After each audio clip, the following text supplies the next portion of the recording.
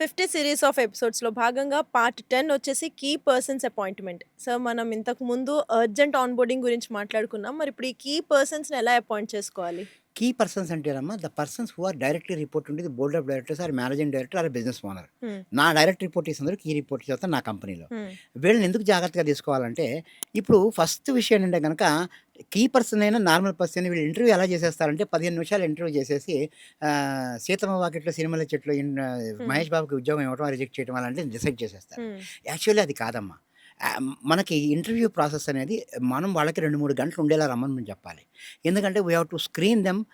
First ఏంటే కనుక what is educational background. నువ్వు ఎక్కడ చదువుకున్నావు? ఏమేమి చదువుకున్నావు? ఏంటి? తర్వాత అసలు నీ ఫ్యామిలీ ఎడ్యుకేషన్ బ్యాక్‌గ్రౌండ్ ఎలా ఉంది? హుహు. నీ అన్నదమ్ములు వ్యాపారంలో ఉన్నారా? వ్యవసాయంలో ఉన్నారా? ఎలా ఉన్నారు? ఎటువంటి ఫ్యామిలీలోంచి వచ్చావు? అదొకటి ఇంపార్టెంట్. తర్వాత ఏ స్కూల్స్‌లో చదివారు? ఓకే.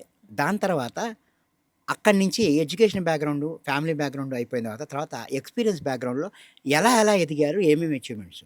హుహుహు. దాని తర్వాత మీ అచీవ్‌మెంట్స్ చేయటానికి ముందు ఎలాంటి ఛాలెంజెస్ ఫేస్ చేశారు? ఓకే. ఇక్కడ ఆపి వాళ్ళకి కాఫీయో, టీయో ఇచ్చి పక్కన కూర్చోబెట్టి, ఆ ఛాలెంజెస్‌ని మన కంపెనీలో ఇప్పుడు ఈ కీ పర్సన్‌కి ఏ రోల్ ఇస్తామో, మన ఛాలెంజెస్‌ని ఈ ఛాలెంజెస్‌తో మ్యాప్ చేసి, మీరు ఈ ఛాలెంజెస్‌ని ఆ కీ పర్సన్‌కి ఇచ్చి, ask him to make a presentation. Wow! బాబు ఒక 2 అవర్స్ మా మా ఆఫీస్‌లో కూర్చో. చక్కగా ఏసీ వేస్తాను. నీకు స్నాక్స్ హ్మ్. పెడతారు. అన్నీ హ్మ్. పెడతాను. ఒక మంచి ప్రెజెంటేషన్ తయారు చేయి. మాకు చూపించి ఈ ఛాలెంజెస్. అందులో మీరు మీ కంపెనీ విషయాలన్నీ పంచుకోకూడదు. హ్మ్. మీ హ్మ్. హ్మ్. ప్రైవసీగా ఉంచాలి. ఒక ఎంబీఏ కేస్ స్టడీ లాగా రాసివ్వాలి. ఈ ఛాలెంజెస్ ఎలా if you can give a practical అంటే మీకు డూయబుల్ ఎగ్జిక్యూటిబుల్ థింకింగ్ ఉందా లేదా అనేది మనం తేల్చుకోవాలి కీ పర్సన్స్‌కి. డూయబుల్ ఎగ్జిక్యూటిబుల్ థింకింగ్ అంటే ఏంటి?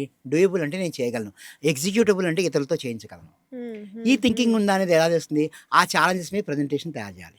ఇంకొంచెం కీ పెద్ద పెద్ద పెద్ద పర్సన్ అయితే మనము కాంపిటెన్సీ బేస్డ్ ఇంటర్వ్యూ చేయాలి. అంటే కాంపిటెన్సీస్ ఏ లెవెల్‌లో ఉండాలి? స్ట్రాటజిక్ థింకింగ్ ఏ లెవెల్‌లో ఉండాలి? నెగోషియేషన్ థింకింగ్ ఆ లెవెల్స్ అవన్నీ మేము రాస్తామనమాట. ఇలాంటి కాంపిటెన్సీ బేస్డ్ ఇంటర్వ్యూ కూడా చేయొచ్చు.